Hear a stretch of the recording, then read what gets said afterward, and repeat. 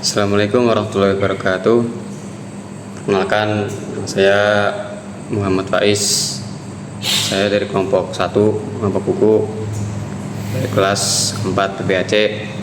Di sini saya akan akan sedikit menjelaskan dari tulisan saya yang kemarin saya mendapat sebuah tema yang cukup menarik dan sistematis, yaitu temanya kritik metodologi dalam pendekatan sosiologis, historis, dan antropologis. Ya, langsung saja. Konteks dalam sebuah review file tersebut menyoroti secara jelas bagaimana itu Christian Snop-Gorgonje, yang beliau ini tokoh orientalis yang penting dalam studi Islam dalam kolonial Hindia Belanda. Ia ini mengembangkan serta mengkritik pendekatan-pendekatan metodologis, antropologis, serta sosiologis dalam studi Islam. Snok ini bukan hanya sekedar seorang akademisi, tapi juga penasihat, motivator kepada pemerintah kolonial. Sehingga metode yang beliau buat ini, metode yang ia gunakan, yang ia terapkan, sangat dipengaruhi oleh tujuan dan metode politik serta kekuasaan. Bukan hanya semata-mata nih untuk kepentingan ilmiah, jadi gitu.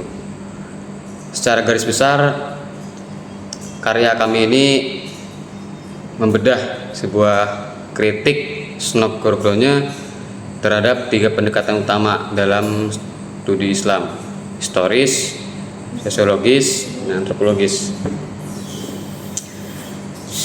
Snok ini menilai pendekatan historis terlalu fokus, terlalu tertuju pada sebuah kronologi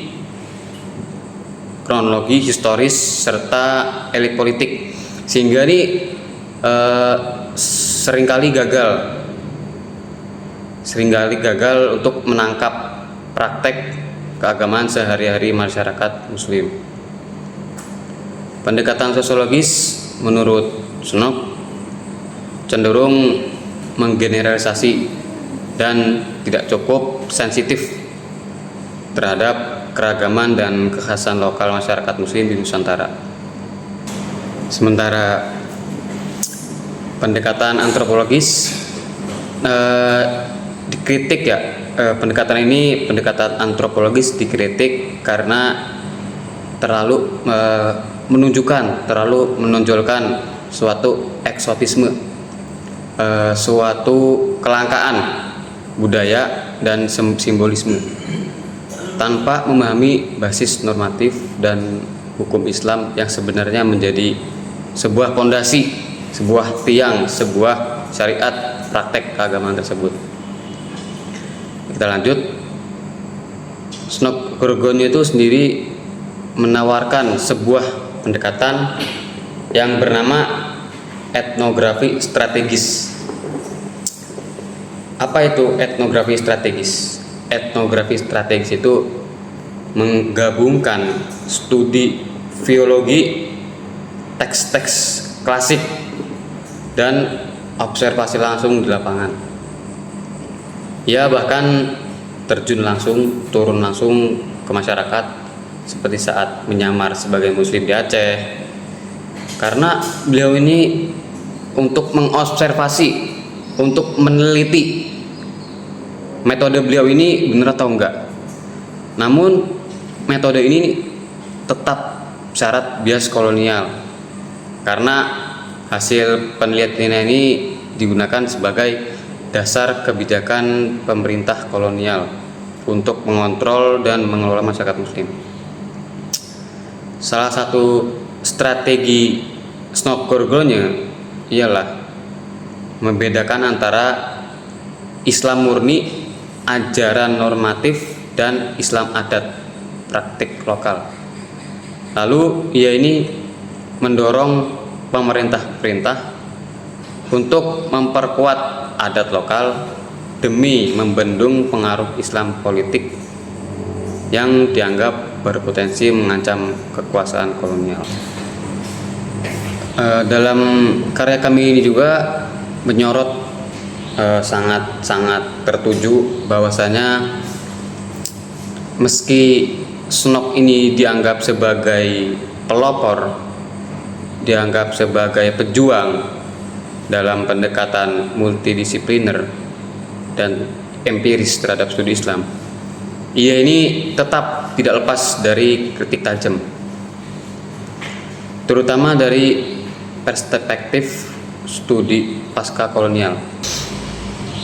Pendekatannya dia ini dikenal mengabaikan suara dan agensi masyarakat muslim lokal, serta menjadikan mereka sekedar objek studi dan sasaran kebijakan kolonial.